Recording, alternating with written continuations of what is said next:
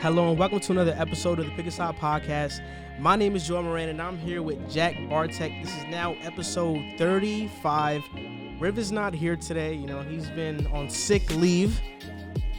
Woke up in a bad mood. I think, I'm not going to air his personal stuff out there, but he's just not here today. So in today's episode, we're going to talk about Antonio Brown to the Bucks, what's wrong with the Patriots, how far the Seahawks can go, if the Cardinals have a chance to win the NFC West, are the Steelers the best team in the AFC, Joe Burrow versus Justin Herbert, and NFL Pick'em Week 8. So actually, we're not going to talk about the Steelers, but we're going to talk about everything else that's on there. A packed episode. Pretty much, I think it's about 8 topics. So, okay, first things first, we know that Antonio Brown signed with the Tampa Bay Bucks. What's your reaction to this move? What do you think about it? So, obviously, first things first, the big question mark is, can he get on the field? The best ability is availability, and that has been his biggest issue since leaving Pittsburgh. He went to Oakland. That didn't work out. The even scarier part is he went to New England with Belichick and Brady. If you can't figure it out there, I'm a little hard-pressed to believe you're going to figure it out anywhere. So that is my biggest concern, is can he get himself on the field? Is his mind in the right place? Which I've read it is. I have to see that happen first, because a lot of people were saying these same things that we're about to say now when he went to New England. And it's not like he went to New England and had no impact and got cut. He went to New England, played a great game against the Dolphins, was targeted at almost half the snaps he was on the field, and then got cut. Granted, there was off-the-field issues. Are the off-the-field issues ever going to go away? And that's going to be the baggage that follows him around the rest of his career until he proves otherwise. With all that being said, this guy, years ago when he was with the Steelers, he was in the conversations of, can this guy be the greatest wide receiver ever? And his numbers, I think his first 10 seasons in the NFL were better than Jerry Rice's first 10 seasons in the NFL. So he's shown that he was trending towards that trajectory. And I agree with you. I think it's about his off-the-field problems, but I also believe that Tom Brady never wanted him to leave New England. I think it was more of a upper management Bill Belichick decision, and that's what I think pissed Tom Brady off, to him ultimately leaving the team. And there was more before that. You could go back to even when Jimmy Garoppolo was with the team. If it was up to Bill Belichick, call me crazy, but he would have chose Jimmy Garoppolo over Tom Brady. But Robert Kraft made the decision that Brady was going to stay. Garoppolo had to go. And Belichick goes out and spitefully trades him to the Niners for a second-round pick when there was better offers on the table. But he sent Garoppolo to the Niners because he thought it would be a good place for him to succeed, and he wanted to see him do well. And I think that from there, that rubbed Tom Brady the wrong way. And I don't think him and Bill Belichick ever were on the same exact page, but they were good enough together to make it work that they had that legendary connection. And obviously now Brady's gone, and realistically, he's calling the shots down there in Tampa Bay. He brought Gronk in. Now he's essentially single-handedly brought AB in, and rightfully so. If you get a guy like that on your team at his age, you do anything that he thinks is necessary to win a championship. They have a small window. And like we said, if you can get Antonio Brown at the level that he was at, crazy to say this, but 2 years ago in 2018, it feels like a lifetime ago. But if you can get him back to that level, there is nobody in the NFL that can stop that offense. I think even now, even without him being on the team, you can't stop that offense. Yeah. But with him being on it, there's no chance. That's why even last episode I said I think they're the best team in the NFC. I think without a doubt now people are getting on that wave. Oh, yeah, now they're going to be the best team in the NFC. But he just has to stay on the field, and I think that's going to happen. With Tom Brady being there, I think Antonio Brown stays in line, but I also believe he still has a court case pending, so he's totally not off the hook with that. We'll see how that goes. But Antonio Brown to the Bucks, if he can remain there, they're going to be dangerous the whole year. And I think they're going to win Super Bowl. So you think about that offense. You could literally run sets where you would have Tom Brady out there with Ronald Jones, who's played awesome. If you want to run a 2 running back set, you'd have a Ronald Jones and Leonard Fournette out there. And then you could have 3 receivers, Antonio Brown, Mike Evans, Chris Godwin, and then Gronk at tight end. The only thing I don't like about the move is that my fantasy team is totally messed up now. I drafted Chris Godwin in one of my leagues. It's over for him. Mike Evans, I drafted him in another league. It's over for him. You know, I've been trying to trade these guys, but nobody wants to accept my trade offers. The other good thing about the deal for them is one of the biggest struggles for them so far has been health. You know, when Evans has been on the field, Godwin has been out. When Godwin's been on the field, Evans has been out. So even if, you know, they can't get the three of them on the field at the same time, it gives them the best contingency plan in the league. With you have those three guys, any three of them could be a number one wide receiver for almost any team in the league. And this goes to my next question. Was Tom Brady right for leaving New England? In my opinion, absolutely. Especially, we're going to talk about New England in a little bit. But when you look at, okay, one, this is why I wish Riv was here. Because Riv was one of the main people that were saying Tom Brady's washed, Tom Brady's this. I knew he was never washed. Tom Brady was never washed. The team sucked. His receivers sucked. Tight ends sucked. In New England, they were not good. In Tampa Bay now, okay, he has 18 touchdowns in 2020. Last year, he had 24. We can say he's going to match 24 in the next 2-3 games? Yeah, he's probably going to exceed that, right? 103 quarterback rating right now. New England last year, 88 quarterback rating. And right now, he's playing at such a great level. Like, he's only had one interception in the last 5 games. This is a 43-year-old we're talking about. I think Favre started declining at, 41? And Tom Brady's still going? See, I think we looked at age too much with Tom Brady, and we thought he wasn't going to be this good, and we all thought it was Belichick. People disrespected Tom Brady, calling him a system quarterback. But now he's showing that he was a main component in that. You look at Cam Newton, even with his running ability, it's hard for them to win games. Yeah, and I think that you mentioned it perfectly. Tom Brady jumped ship in New England as it was sinking. You look at that defense last year, it was one of the best in the league, one of the best in recent memory, but they lost pieces, and there was no way they were playing up to that level this year. And even then, when they got to the playoffs, they folded against the Titans, who everybody expected them to beat. Granted, the Titans over-exceeded expectations. It still isn't a game that they should have lost if they were the team that everybody thought they were. It had been a few years now that he hadn't really had any receivers outside of Julian Edelman, and realistically, Julian Edelman wouldn't be Julian Edelman without Tom Brady.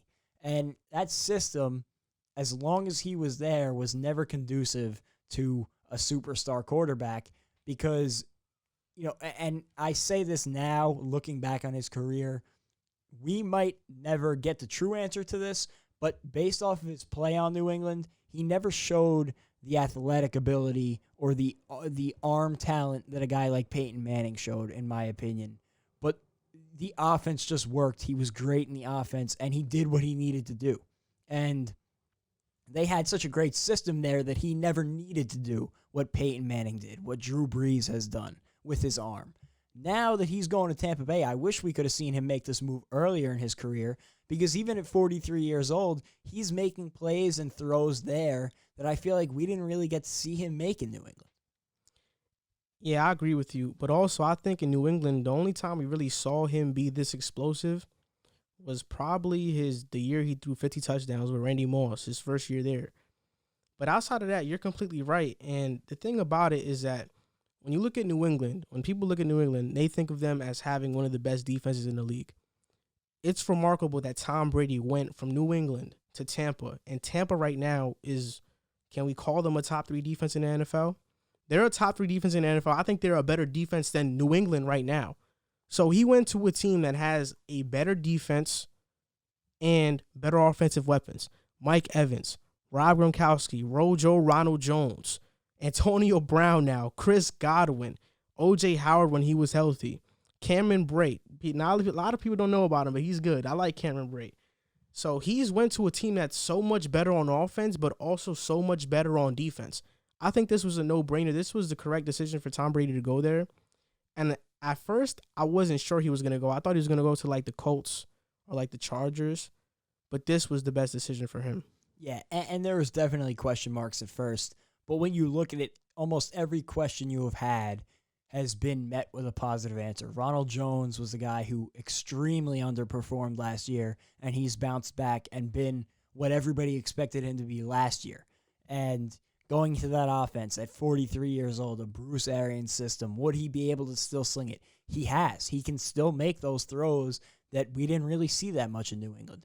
And, are they going to be able to mesh? How's the defense going to look? Every question mark people had about them, myself included, they have stepped up to the challenge. And it's taken some time to get everything in shape, but it's a thing that I feel like we mention every week with a bunch of different teams, but I feel like their season will be looking a lot different if they had a whole preseason to develop this, but they're working through the kinks that they would have been working through in July and August now. And now they're hitting on all cylinders, and they are scary. Yeah, Tom Brady leads the league in like the big time throws. PFF they record a stat, big time throws. He leads them in that. I never questioned Tom Brady's arm talent. Like if you put on a film and you watched it, he always had a great arm. It was just about players getting down the field. Like last year, they didn't have anybody that could do that. Julian Edelman was their best receiver, and I think he's average at best. He has some 1,000-yard seasons in there, but he's pretty much average at best. He's not a top-name, top 10 wide receiver in the league. So, yeah, I think Tom Brady he made the right decision going to Tampa. And so far, it's looking like the Patriots lost in this scenario. Mostly because of Bill Belichick's stubbornness, you can say. Because he refused to pay guys. He refused to get this talent when he was asking him to get this talent. And I don't care, Bill Belichick wanted Jimmy G. I'm taking 43-year-old Tom Brady over Jimmy G right now. Well, yeah, and Jimmy G has not panned out to be the guy that I feel like a lot of people thought he was going to be. And I still think he has that potential. I don't, but I don't. I really don't. I don't see anything in Jimmy G. He's a good average quarterback, like a Kirk Cousins type. But if he can't be that superstar under Kyle Shanahan, he wasn't going to do it with Josh McDaniels. Like, if we're being honest. Probably not. But the thing is, he wouldn't have had to be that in New England. I think he would have been perfect for New England because you've seen in San Francisco, he's not going to be a guy who's going to make crazy plays for you. He's not going to be a Drew Brees or a Peyton Manning type player where they're going to put you on your back and win games. So you think Jimmy G with this New England roster? Not this New England roster, but if he would. So when those issues came up with, the rumors about Tom Brady and Jimmy G, who's going to stay, who's going to go. If they had picked Jimmy G over Tom Brady, I think that they would have been successful, not as successful as they were with Tom Brady, but I think that they would have won the division, though, 2 years Tom Brady was there after Garoppolo got traded. I think that he would have been really good in that Bill Belichick system where you don't have to do too much. You make the smart throws because he's a smart quarterback, I feel like. I feel like he doesn't make too many bad mistakes. No. I just don't think that he makes that many plays that jump off the paper at you. He doesn't. But now we're going to talk about New England. Question is, what's wrong with New England? They're 2-4 now. This is their longest losing streak since 2002. In my opinion, people are crucifying Cam Newton. And I think, me included, we got fixated on his performance against Seattle, which in hindsight we know is one of the worst defenses in the NFL, the worst in terms of the yardage they give up in the NFL. And now they've been facing better competition, and it's just been collapsing. I mean, I watched the game and I took a record of what happened. So Newton had an interception in the second quarter. He threw it into double coverage. Fred Warner intercepted it. It was a bad throw. But also, he was leading his receivers into hits. He led N'Keal Harry into this nasty, really nasty hit. Then he had a bad interception with under a minute left in the first half. He didn't read a safety. He thought the safety was going to pick up N'Keal Harry running to the middle of the field, but instead he followed his other receiver on a go. Cam Newton threw it. It got intercepted, right? Then in the second half, he threw another interception that was tipped. I don't really consider that his fault, but he got benched right after that. The problem that I see with New England is that they are stuck because they don't have any weapons. People want to blame Cam, but who is your backup? Who are you going to go to? Jarrett Stidham? Jarrett Stidham is not good. And people were hoping he would develop into something. If New England thought he was good, he'd be playing. They would have never tried to go get Cam Newton. He's not a good quarterback. He had an interception in the fourth quarter yesterday when they threw him in the game. Every single time Jarrett Stidham has been put in a position to play, he's thrown an interception. We've seen it. He gave Jamal Adams, I think, his first career interception or his second. It was one of those. But the problem with New England is that they're stuck because they don't have another option to go to, and also they have no weapons. Bill Belichick drafted 2 tight ends in the 3rd round this past draft. Their names are Dalton Keene and Devin Asiasi. Devin Asiasi has played 5 games. He's yet to be targeted. Dalton Keene has 1 reception for 8 yards. These are 3rd-round picks. These are Mike McCagnon-level picks. These are 3rd-round picks, and they're not playing up to the level that they're supposed to play. And this was the most stacked wide receiver draft class, and you didn't go out and draft a receiver. It's just everything is collapsing in New England right now. Yeah, and the problem was with Tom Brady being as great as he was, he could make those guys that were brought in to fill the gaps look better than they were. And when you bring in a guy like Cam Newton, who is not 2015 Cam Newton, he's Cam Newton coming off, I believe he had shoulder surgery, correct? Coming off shoulder surgery and in a totally different place in his career. He's not at that level where he's going to elevate everyone around him, and that's what the Patriots are missing right now. They don't have they need, if they wanted to win with this roster, they would need one of those top 5 to 7 quarterbacks in the league that can make mistakes go away elsewhere. And Cam Newton is not that guy. They don't have that guy on their roster, and they're not going to find that guy. And it's a microcosm of the bigger issue of they're still trying to go for it, but I feel like it might be time to bite the bullet. They can't anymore. And go into the rebuild. And I know, like, I hate to sound like the too ultimate outcome guy, but there are realistically 7 teams that can compete for a championship this year, around there, and that's being generous.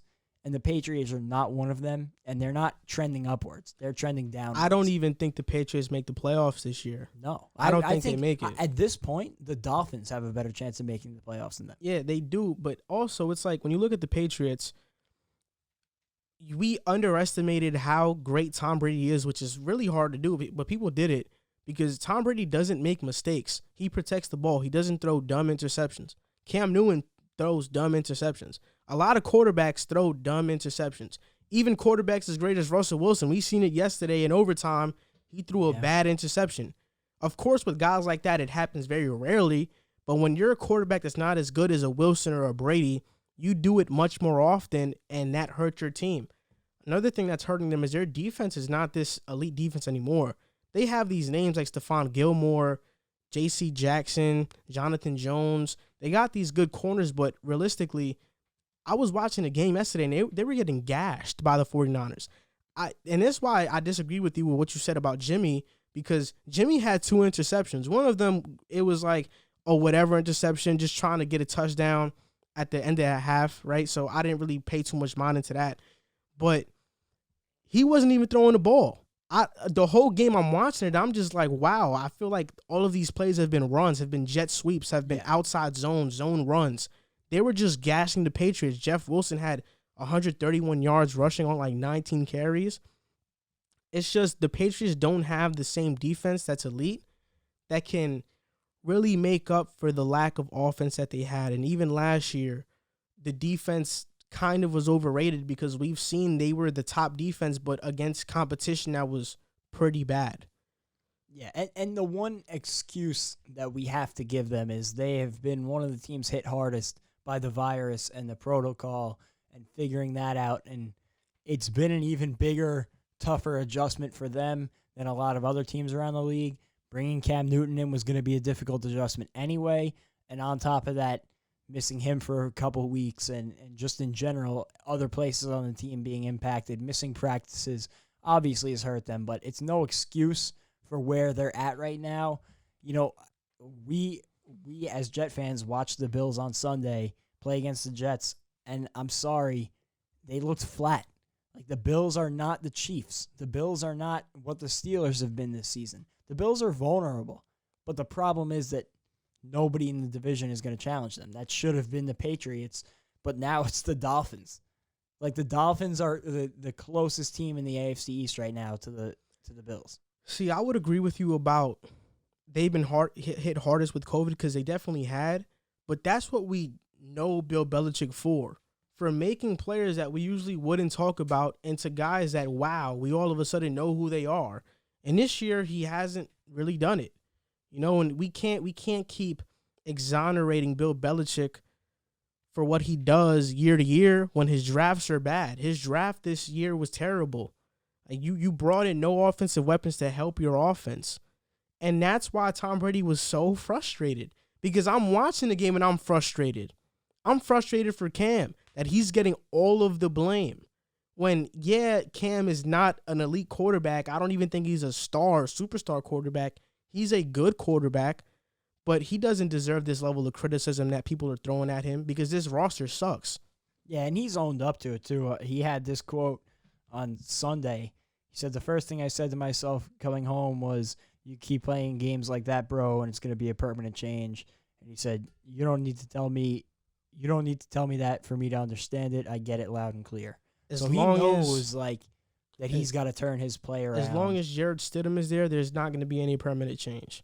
As long as he's the guy that they got to turn to, if things go bad, there's not going to be a permanent change. They're going to change right back to Cam if they go to Stidham. The only problem is, are they going to get to a point in the season where they give up on trying to win and trying to develop for the future?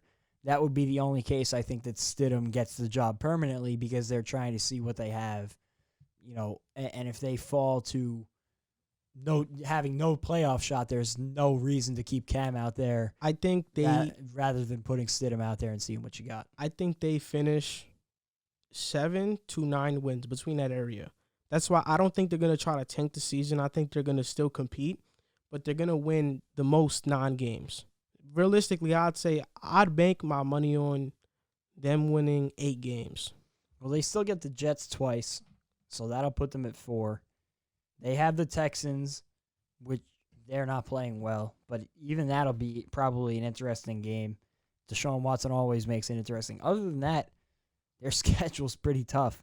They have the Bills next week, and then they have the Ravens, the Cardinals, in no order, just listing teams. The Ravens, the Cardinals, the Chargers, the Rams, the Bills again, and the Dolphins.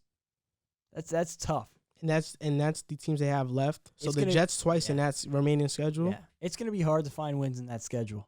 Yeah, maybe 8 wins, 9 at most if they really get lucky on some games. I mean, I guess when you look at it, but they face the Bills, and I think that's going to be an interesting game. Yeah, and that's a game the Bills have to win. Yeah, but it's really a question mark because the Bills haven't been playing so well either. I don't want to talk too bad about the Bills. The Bills fans will be going crazy in our comments. So Odell, he got injured. He's out for the year. It's a sad injury. I'm not going to lie. I would love Odell to still be playing. But my outlook on the Browns now, they're with Odell, they were a playoff team, probably first round, second round exit team. Without Odell, they're a playoff team, first or second round exit team. I think the Browns are better without Odell Beckham than with him. And the reason I say that is when you look at Odell Beckham, you're like, oh, he's a superstar receiver. They're obviously better with him than without him. But that's not true. Look at these numbers right here. These are Baker's stats when targeting Odell Beckham. 54 completion percentage, 7 yards per attempt, and 73.6 QBR. Baker is an average to pretty bad quarterback when he's targeting Odell. What about when he's targeting any other wide receiver? 78.6% accurate. So about 20% more accurate when he's not targeting Odell. 10.6 yards per attempt and a 96.2 quarterback rating. So he's a good to great quarterback when not targeting Odell Beckham. And he had 5 touchdowns yesterday. You want to know where all those 5 touchdowns came from? After Odell exited the game. And I'm not the person I'm not gonna talk about because a lot of people want to talk about Odell being like a culture guy and stuff. I don't care about none of that. I just care about on the field, how they produce with and without him. And Baker is better without Odell. And the reason because of that is because Odell is a high status player. You have to target him. Even if the play is not for him, you're looking for him first. You're not letting the play progress how it's supposed to progress. So when he's there, Baker's force-feeding him the ball. versus when he's not there, we're seeing more flashes of Baker's rookie year. And we saw it yesterday. 5 touchdowns. Like, he hasn't had that. He hasn't had a game like that since his rookie year. And I think you kind of hit on the point there. I'm going to take it in a little bit of a different direction. I think that Odell is one of those guys, I think he's a superstar wide receiver, even though he might not have shown that in Cleveland so far. I still think he's a superstar receiver. And those type of guys are the type of guys that when plays break down, they're the one you look for. And I think that results in bad throws going his way more often than other players on the team that won't be looked at as much in that situation. You know, it's almost like Odell is a bailout plan for you because you know he can make ridiculous plays. There's a better chance of him making a ridiculous play than another receiver. I get that, but he hasn't been a bailout for Baker. And their offense has never gotten on the same page since Odell came there, though. Both of them have never gotten on the same page. And I think that when Odell is not on the field, I feel like they rely more heavily on the rushing attack and play off of that. I don't even think that, because when he was there, they were running the ball a lot. It's just when you start to pass the ball, you're eyeing Odell. Like, Baker finished the game with 21 straight completions. It should have been 22, 23 straight completions, but on his 22nd pass attempt within that stretch, it was a spike. So he realistically completed the ball 22 straight times. That's a problem for Baker Mayfield, though, because if you can't throw to star wide receivers, then what are you going to do? I don't think so, because I think there's a difference between an Odell star wide receiver and a Julio Jones star wide receiver. They have different profiles to them. Like, Julio's probably not going to complain about getting the ball. He's not going to be, constantly tapping your shoulder. Odell, we've seen it before where he throws temper tantrums on the sideline and he's, going out. We've seen it with the Giants when he literally bashed Eli Manning and went on a whole media tour talking about how he wants to get out of New York and talking about how he wants to play with another quarterback because he wasn't getting targeted. But in New York, when he was targeted earlier in his career, look at the numbers that he put up. The offense was totally different with him, and then when he left. But would you rather want a receiver to get numbers, or would you rather win? Well, them not winning was not because of Odell. It had nothing to do with Odell. The chemistry kind of got ruined because of him in that stretch. That's why they had to trade him. That is not the reason they were losing games, though. No, they weren't a great team, and Eli, they probably should have moved on from him a year earlier than they did, but Odell didn't make the situation better. He didn't make the situation better. Do you think a DeAndre Hopkins would have did that? Would have went on that media tour? Do you think a Julio Jones would have did that? No, probably not. But I just think that he gets a lot more of the blame in that New York situation than he deserves. It reminds me, honestly, of the Kyrie Irving situation in Boston, where I personally think that he gets all of the blame when he doesn't deserve it. You look at the Giants. You look at the Giants and look at what happened to them after he left. They have done a bad job drafting. No, I totally understand. Gotten worse every year since he's left. But I don't think that.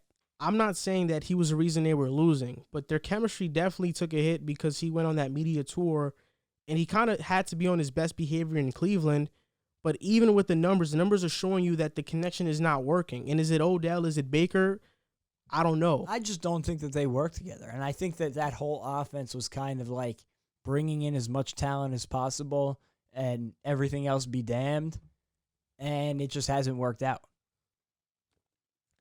I just think that the numbers show that Baker's better without him. On top of that, we're not targeting him at least. He had Freddie Kitchens, a rookie head coach, and now Kevin Stefanski, a rookie head coach. No, yeah. That's why the past season that happened with Freddie Kitchens, I kind of put an asterisk next to it. I don't take it too seriously because Freddie Kitchens was a bad coach. But this year with Kevin Stefanski, I think he's a really brilliant offensive mind. No, I really like Stefanski, but I'm saying more as a rookie head coach, you're not as well equipped to deal with situations like that as a veteran head coach, because we were talking about the Bucs before, Bruce Arians, bringing in a guy like Antonio Brown is much more well-versed to handle a situation like that than a rookie head coach would be. And I feel like it's tough. There's been no continuity. So it's kind of like every year now the culture has reset. Yeah, but it's not even about the continuity thing. It's about your quarterback not meshing well with that receiver.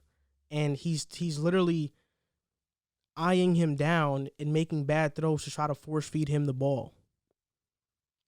I didn't think that it was a good move for the Browns last year, and I thought that they should have gotten rid of him this year because, like you mentioned, they just don't have that connection. And I don't think that the blame should be placed on either one of them. I just think that they have not worked out, and that happens in sports. No, yeah, I don't think the blame goes on somebody, but I also think that him being injured, I hope that he recovers. I'm not trying to talk down on him, but him being injured, it does not matter to the Browns' success. Their ceiling is as high with him as it is without him.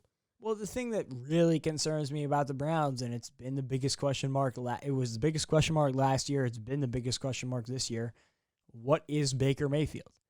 And we've seen moments of brilliance from him, and we've seen moments where it just looks like he has no idea what he's doing. I still believe in Baker Mayfield. I still do too. I just want to see him have those spectacular moments a little more consistently. And have his lows. And he had it yesterday. Be much less low. He without definitely Odell. did. He definitely did. There's no question about it. But can he do that over? Not even that, because that was a tremendous performance. But can he be good over the span of a season? We have not seen him put it together for 16 games yet, and that's what I want to see out of him. I think this year we'll see it. I still have the Browns making the playoffs. They're in a perfect position too. They're 5-2. And I think from here on out, we're probably gonna see them be better and Baker be a better quarterback.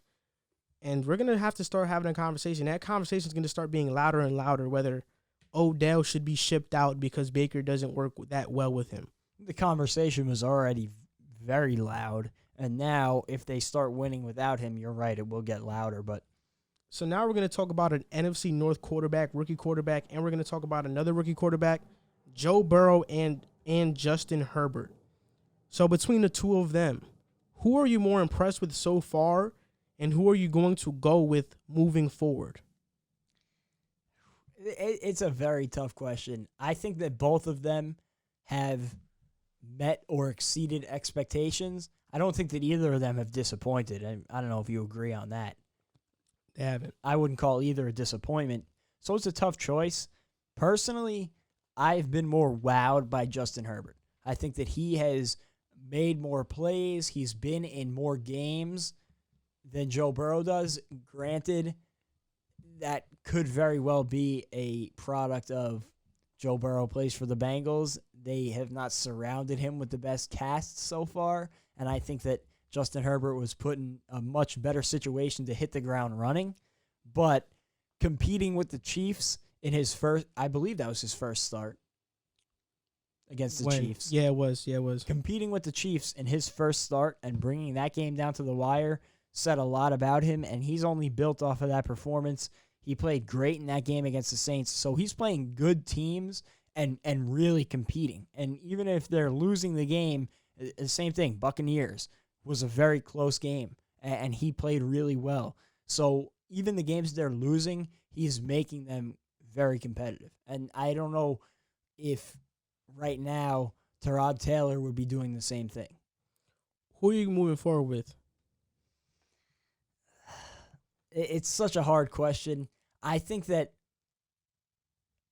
right now I would say Justin Herbert, but solely based off of what we've seen. But I think that Joe Burrow's ceiling is higher. I think that Joe Burrow can be a top 3 quarterback in the league moving forward.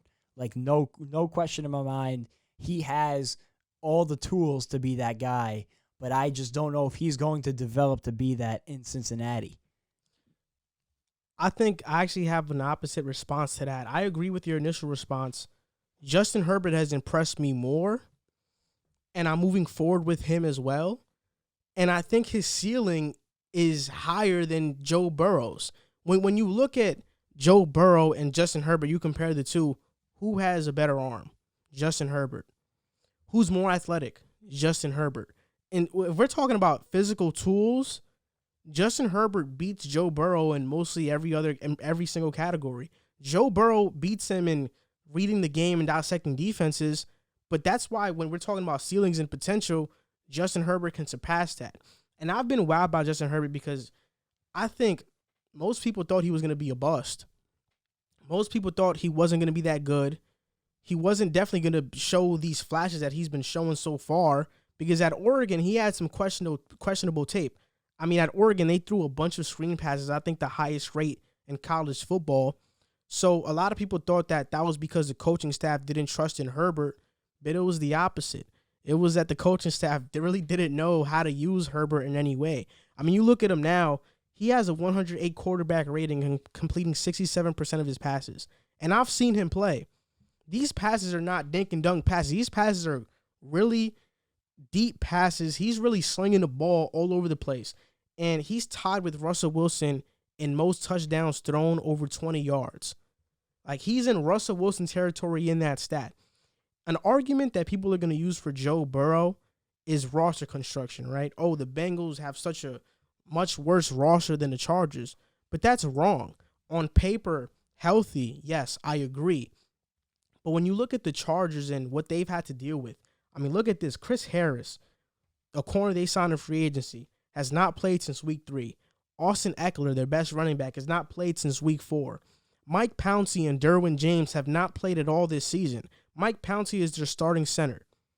Brian Bulaga has not played since week 3. Try Turner has not played since week 2. Justin Herbert's starting tackle, center, and guard have not played. And outside, those are the guys that were supposed to solidify that offensive line for that team. He's not working with a good offensive line, like Burrow, right? They're both not working with great defenses. I think the Chargers have a better defense, a better front four for sure, but their defenses, it's not a gap, right? They're working with kind of like the same roster construction, as in Herbert has great wide receivers, Keenan Allen, Mike Williams to an extent, Hunter Henry, but so does Burrow with A.J. Green, T. Higgins, Tyler Boyd, even John Ross, even though he hasn't been getting touches, Auden Tate. Like, they have depth at the wide receiver room, both teams. Their roster construction is really similar. So I feel like a lot of people that are going to use that against Justin Herbert, oh, he's in a better situation. I couldn't disagree more. In terms of coaching, yes. Because coaching, yes. This is why I don't want the Chargers to go out and make a splash move and fire Anthony Lynn. It would be a mistake. Yeah, because if they if they win 3 to 4 games, yeah, he might get fired. They might bring in an offensive head coach. I feel like just bringing in the coordinator, yeah. Because I like Anthony Lynn as a head coach.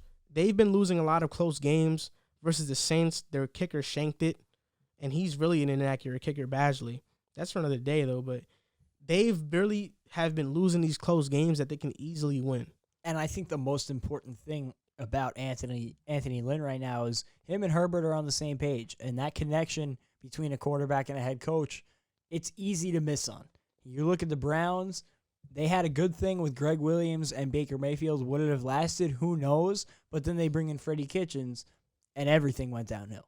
So when you have a connection like that working, especially with a guy who's highly regarded around the league in Anthony Lynn. But Freddie Kitchens was their OC, though, in Cleveland. Yeah, but I think that they should have just kept Greg Williams. I don't think they needed to make a change with Greg Williams as their interim head coach. They played the best football that we had seen from them in a decade. And in hindsight, though, like, would I really want Greg Williams being my head coach? No, probably not. Yeah. But I was using it more of an example of when you have a connection like that, maybe not mess it up, especially when you look at what the Chargers have done this season. And like you mentioned, they've been in games against very good teams, and their record might not reflect it, but the Bucs, the Saints, the Chiefs, they had all of these teams right on the ropes. And I think that Herbert is just going to keep getting better and better. I do think that both of these guys are going to be very good quarterbacks. I don't think either of them are going to be a bust. Yeah, definitely not. I think this draft has turned into what we thought the 2018 draft was going to be. But I also think that most of these quarterbacks landed in really good situations. Like Tua landed in Miami, Justin Herbert with the Chargers, Jordan Love, we haven't seen him play, but with the Packers.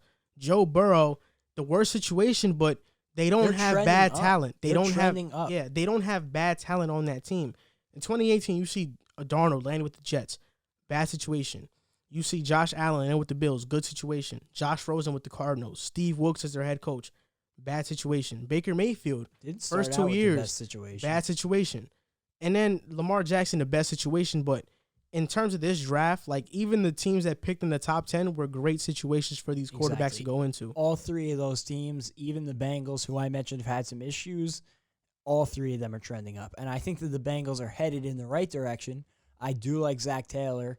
I think that they're on the right track, but it takes time to get all the right pieces in place. I think that the Dolphins are in great shape. You look at them moving forward, they have a bunch of draft picks. They're going to have a probably top 5 pick in this draft courtesy of the Texans, and they still have more cap space rolling over from last year. And they got a lot of young talent to develop. They're in a great situation, and I think the Chargers right now are maybe a piece or two away from making a legitimate playoff run. The only thing is they got to get past the Chiefs in that division, which good luck with that. But, I think that they're all in good. I think that the three of those guys at the top of the draft are in great situations. And you even mentioned Jordan Love coming up behind Aaron Rodgers is going to be what Aaron Rodgers was to Brett Favre there in Green Bay. So I think that I hope he does well. This could be a quarterback class that we look back on as a historically good quarterback draft class. I was watching a game yesterday, the night game, as probably everybody was. I think it was the game of the year. It's a really intense game. But as I'm watching it, I'm thinking about the way Seattle plays. And I don't think it's sustainable. I don't think that they can make it far in the playoffs. Yes, they're going to make it, I think. You never know because that division is extremely tough. But I don't think they can win in the playoffs. Maybe the first game, but the second game or the championship game, I don't think they can win if they're facing one of these better teams. I mean, what do you think about that? They're missing some pieces on that defense, especially Jamal Adams, who they just traded so much to go out and get. And I think that getting him back will be a big help. I think that we have not seen what they really are defensively yet. It'll be interesting to see if it can make any bit because any difference would be good for them right now because they have been lousy defensively. But I have to ask you, what difference is gonna really change them if we're being honest? Because right now, they're the worst defense in the league in terms of yards that they allow. They allow 479 yards. Atlanta's at 426. That's a 50-yard difference. Seattle is the worst. So what? Is Jamal Adams healthy? Is he going to make up for that? Well, I don't think that their defense... Because that's the only guy that's really injured for them. I don't think their defense has to be some top 10 defense. If it can be decent, if it can be, even manageable, then they could make it work because that offense has been so good. I think the offense. I think we fell into. I even did this. We fell in love with Seattle too quick because they play. I mean, you fall in love with the way they play. They play offense, right? They sling it, they throw deep passes. That's what people love about football. But if we're being realistic, right? And I was looking at this just today. The teams they beat were the Falcons. Right now, we know they're one of the worst teams in the league. The Patriots, they barely beat them. We know the Patriots are trending downwards. They beat Dallas. They're one of the worst teams in the NFL. They barely beat Dallas. They beat Miami. They're a solid team. They beat Minnesota barely. Minnesota's one of the worst teams in the NFL. And they lost to the Cardinals. The Cardinals are the best team that they've faced so far. They're the best team. What team from this list of teams has a defense that gave Seattle a challenge? Arizona was the best one. And I think they created a blueprint on how to beat Seattle. You play cover zero, you show all-out blitz looks, and you drop back your linebackers and disguise the defense. That's what got Russell Wilson on the last play. They only sent 4.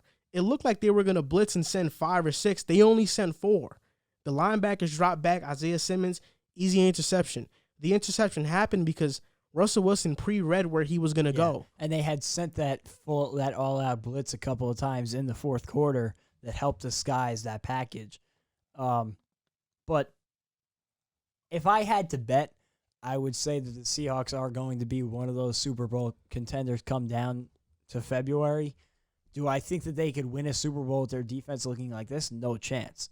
But the hope is, if you're a Seahawk fan, you get Jamal Adams back. He's supposed to be a difference maker. He was a difference maker for the Jets defense last year. I don't think Jamal is. He's a difference maker. I don't know, not denying that. I don't know if he's going to make them into a great defense or even a good defense, but I don't think that they need that. I think they do because look, Russ Wilson has had 4 interceptions in the last 2 games against Arizona and Minnesota. What's going to happen when they face Tampa, an elite defense? What's going to happen if they face an elite defense in the playoffs? What's going to happen? They're going to get embarrassed. I think they're going to get blown out. If they face Tampa, Tampa's going to embarrass them. Well, even probably more than they embarrassed Green Bay. We're going to find out about the Seahawks coming up because they got the Niners next week, and then they got the Bills, the Rams, and the Cardinals again. So we're going to learn a lot about the Seahawks in this little middle stretch of their schedule. The thing about it is that I feel so bad for Russell Wilson because he has to play the role of Superman every single game for them to have a chance to win. I just don't think that's sustainable. You can't win like that. You can't in the regular season, yes, but in the playoffs, you can't win like that. You're right. No, you're right about that, and it is a concern, especially come playoff time. But if they get there, then I think that by playoff time, they will be better defensively. They will get Jamal Adams back, and they will figure some things out. I would bet that Pete Carroll can find a way to turn things around enough to make a difference. I don't think that they need a top 5, top 10 defense to really make noise in January. Yeah, I get that. I really do. And if you're going off by how their offense has looked, then I agree with you. But we haven't seen this offense face an elite defense yet. We've only seen this offense face defenses that are pretty bad. But the weapons are there, and everything would tell you that even against a very good defense, they'll be successful. I mean, Russell Wilson is arguably the best quarterback in football. He will win you games alone, and he's done so far this season. But like you mentioned, it's going to be very interesting to see how they stack up against, especially this stack of schedule right here in the middle.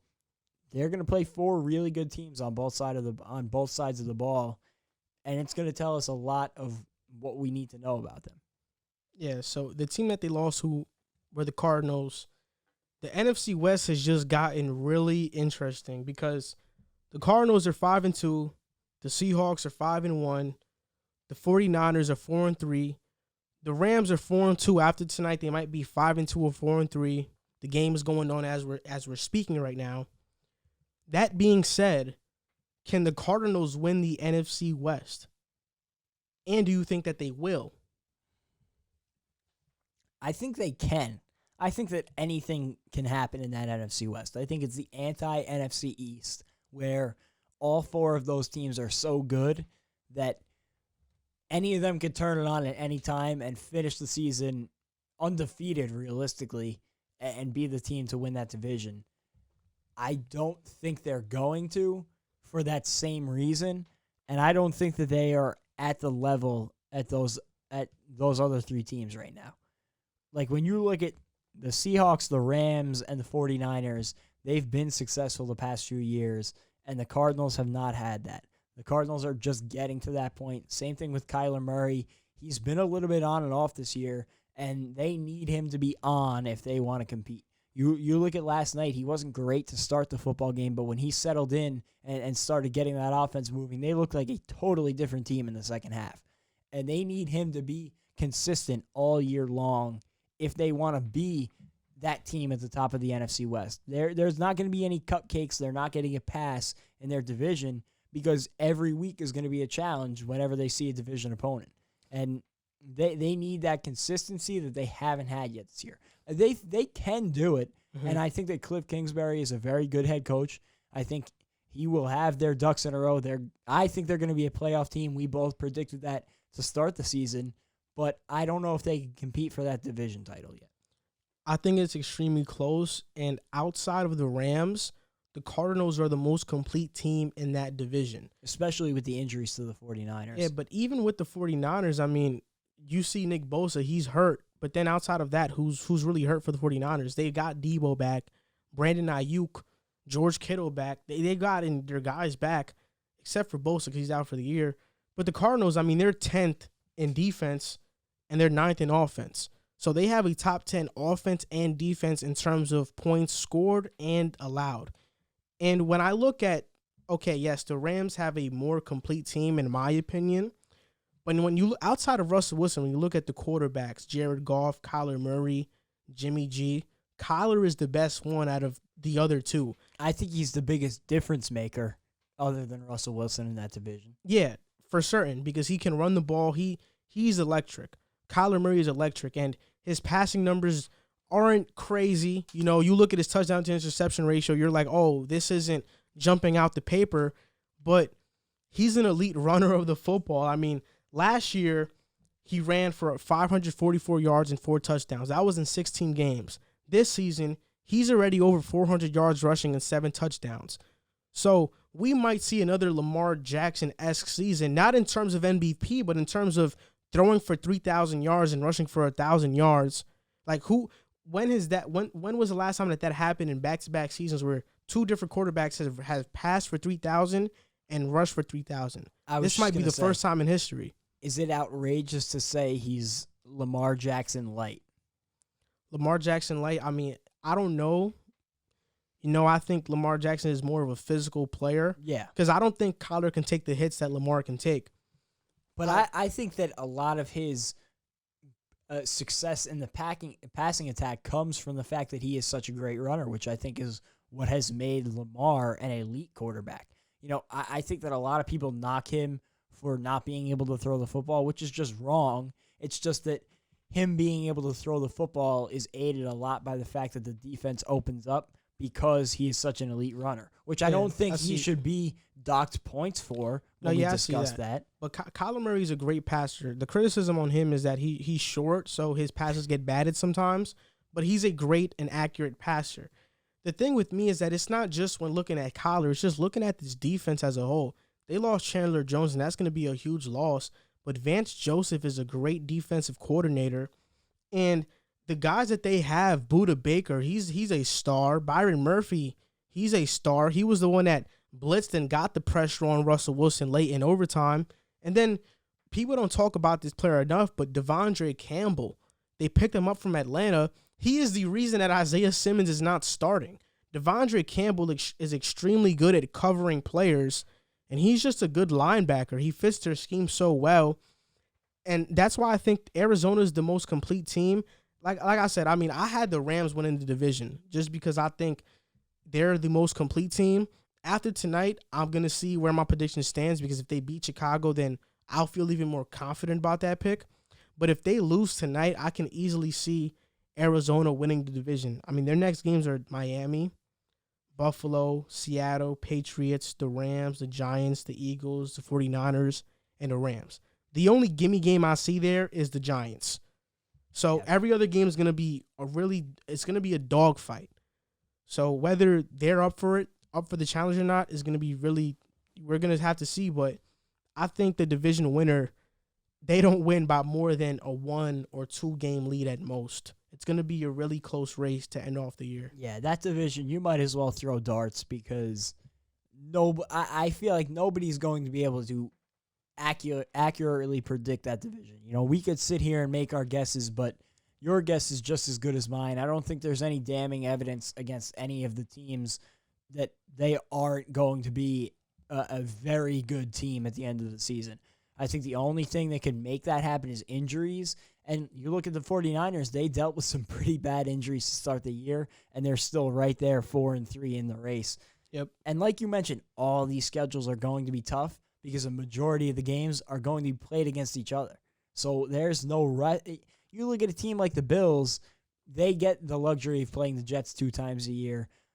And honestly, the Patriots, who have been off key, and the Dolphins, who realistically aren't there yet as competitors. I think they're trending in the right direction, but they should have no problem beating the Dolphins. The NFC West doesn't get that cushion, so it's going to be very tough. They're going to be beating up on each other, and I think that the most resilient team is going to win the division. The problem is there's nothing to show us who that can be. It's not like any of these four teams has a huge advantage in the head coaching situation. All of them have really good head coaches. All of them have solid leadership. It's not like there's one team that is a pretender. I think all four of those teams are legit playoff teams. Mm-hmm. And also, right now, the Rams are beating the Bears 10-3. 10-3? What quarter is it? 3 minutes left in the half. Oh, that's going to be a good game to watch. So, as that game's going on, we're going to make our predictions. NFL Pick'em Week 4. You guys know how this segment goes.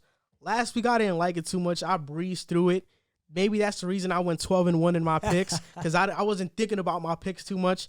But this week, since River's not here, I guess we have no choice but to actually explain why we're picking our teams. So I'll go first. Falcons versus Panthers. I got the Panthers. I got the Falcons winning this one. The reason I got the Falcons is because the Panthers won the first one. And I feel like this is how division games go. You know, one team wins the first one, the other team wins the next one. So I got Atlanta in this one. I'm going to go with the Panthers. I think that Teddy Bridgewater looked really good against the Saints. He's been solid this season. I like Matt Rule as a head coach, and they were a 65-yard NFL record-breaking field goal away from going to overtime with the Saints, who I think are a really good team. I think they'll build off that. And I still don't trust the Falcons. You look at I feel like you can never trust the Falcons. And realistically, they got screwed by that Todd Gurley touchdown that shouldn't have been a touchdown. But they should have won. Yeah. I trust the Panthers more than I trust the Falcons. I don't trust the Falcons at all with any lead, so I'm going to go Panthers. Next game, Vikings versus Packers. I have the Packers in this one simply because they have the Vikings number. I can't remember when the Vikings beat the Packers. I can't remember the last time that happened.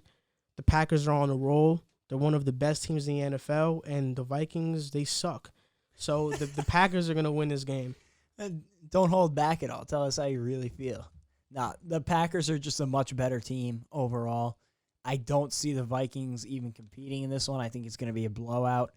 I just think the Vikings are down in the dumps, and the Packers have been the exact opposite. I think that you can make an argument they're a top 3, top 5 team in football right now. Aaron Rodgers, he's ridiculous. You know what Aaron Rodgers is. He's an MVP candidate every season, and that offense is starting to click. Devontae Adams had one of the biggest games of the season on Sunday, and when that offense is clicking, there's not many teams in the league that can stop them, let alone the lowly Vikings. So I'm going Packers. Next game, Titans versus Bengals. Pretty easy for me. I got the Titans. I also got the Titans. A little bounce back after they clawed back in that Steelers game. I was impressed. You know, it looked like they were totally flat. They were going to tie it if half. Gostkowski didn't miss the field goal. Yeah, and that was a really bad miss. And I think that says a lot about them as a team. Even though they lose that game, for them to come back in that, it says a lot about Tannehill as a quarterback, Mike Vrabel as a coach. They are not going to be, and this is what I said when we talked about them a few weeks ago, and Titans fans got really mad at me because I said 9 times out of 10 they're going to lose to the Chiefs. But every single week they play, they're going to come in and fight. I think that they are a much better team than the Bengals. They're going to win this one, but I wouldn't count them out any week. Yeah. Next game, Jets versus Chiefs. I got the Chiefs. We could have just skipped that one, honestly. I'm going Chiefs. Colts versus Lions. I have the Lions. The Lions are hot. I picked them to make the playoffs. This is where they start their playoff run, and they're going to beat the Colts. I haven't been too impressed with how the Colts have been playing in general. Most of their defensive stats have come against bad teams, so I feel like they're kind of inflated. I have the Lions in this one. This is a tough one. This is one of the games that I've gone back and forth on. I haven't been too impressed by either team, but I'm going to go Lions.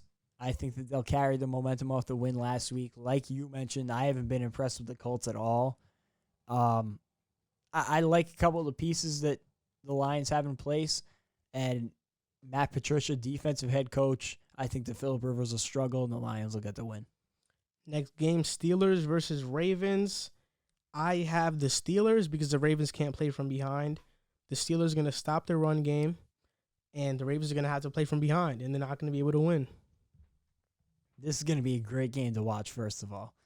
I am going to go Steelers, if for no other reason than I think I've picked against the Steelers almost every week this season, and every week they win, and I'm not going to let that happen again. That defense is ridiculous. I doubted them last week, missing Devin Bush, but it was almost like they didn't miss a beat. And like you mentioned, the Ravens do not play well from behind. And Ben Roethlisberger, I want to say this because Ben Roethlisberger was a big question mark of mine coming into the season. For him to come back from Tommy John surgery the way he has been so impressive. I give him all the credit in the world. I'm not a huge Big Ben fan, but for him to be able to come back from that, it takes a lot of hard work, and I give him a lot of credit. I'm going to go Steelers in this one. They stay undefeated. Rams versus Dolphins. I have the Rams because the Dolphins are 19th against the run. And the Rams, what do they like to do the most? They like to run. And football is about matchups. The Dolphins don't match up well with the Rams. My heart wants me to pick the Dolphins. It's Tua's first start. But I was just going to say that it's Tua's first start. Aaron Donald on that defensive line. That is a lot for your first NFL head start or your first NFL start. I just don't know how Tua's going to handle that pressure. You know the Rams are going to get pressure on him because the Dolphins' offensive line isn't anything spectacular. I don't know how well he's going to handle that, so I'll go Rams. Patriots versus Bills. I have the Patriots in this one. The Patriots are on their longest losing streak since 2002. They're still a well-coached football team. The Bills have been flat. They haven't been looking like they're well-coached lately. And I think their bad play is going to catch up to them. It almost did against the Jets. It's going to catch up to them against the Patriots.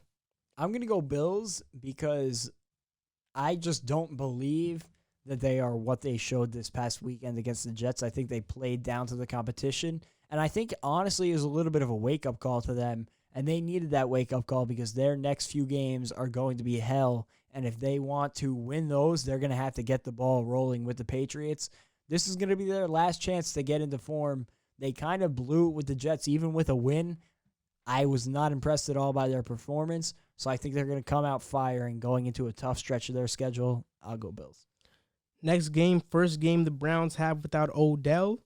Raiders versus Browns. I have the Browns. The Raiders are 16th against the run. What do the Browns like to do? They like to run the ball, like the Rams, so I have the Browns in this one.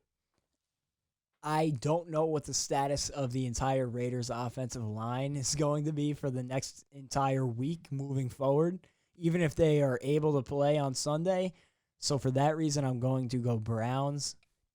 Getting that whole unit back is going to be a struggle, and figuring out that chemistry again, it's a messy situation. I'm staying away from the Raiders. I'm going Browns. Next game, Chargers versus Broncos. To me, this game is easy. I have the Chargers. I'm also going Chargers. The Broncos have looked bad. Yeah. Next game, Saints versus Bears. I have the Bears in this one. I think Michael Thomas isn't going to play, and the Bears defense is elite. I don't think Breeze is going to have too much time in the pocket. I don't think the receivers are going to get open, and I think Nick Foles is going to get going this game.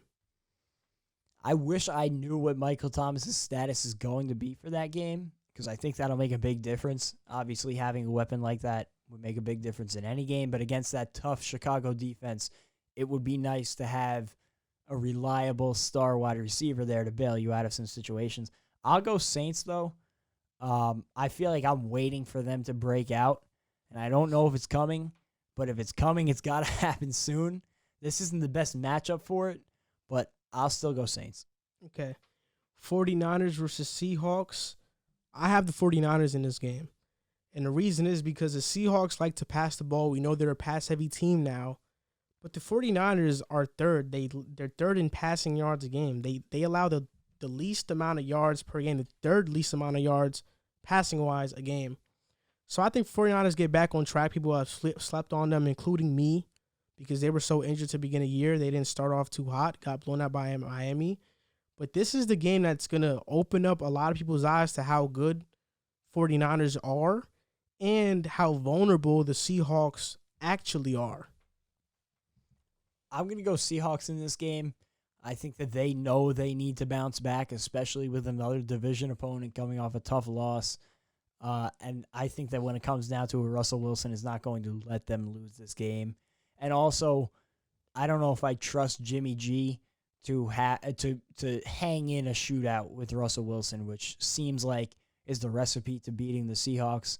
You need a quarterback that's going to be able to duel it out with Russell Wilson, and I don't know if Jimmy G is capable of that right now. Cowboys versus Eagles. I have the Eagles. This is easy for me. The Cowboys have looked like the worst team in the NFL since Dak went down. Eagles have this game. Yeah, and I don't even know what Andy Dalton's status is going to be for next week. Coming I think off of he's that out. big hit, I'm sure he's not going to be able to play. So, who is even going to? Are they going to try and pick somebody up, or I don't know, but their third string quarterback, I forgot his name, but he looked really bad. yeah? So they probably have to. So that's a mess of a situation. I'm going to go Eagles, and man, have the Cowboys that season has been flipped upside down. Last game, Buccaneers versus Giants. I have the Bucks. Yeah, it's an easy one. I'm going Bucks too. So before this episode ends, we want to give a Patreon shout out to Gio Conrado for pledging $15 a month. And this does it for this episode of Pick a Side. If you guys enjoy our content, please share it as it helps us grow. Follow us on Instagram at Pick a Side Podcast and subscribe to our YouTube channel at Pick a Side. And for those of you who would like to help out the show, you can donate to us on Patreon. To find our site, simply type in patreon.com/pickasidepodcast, and you can look at the tiers and choose how much you would like to donate. Thank you for your support. Thank you for watching, and see you next time.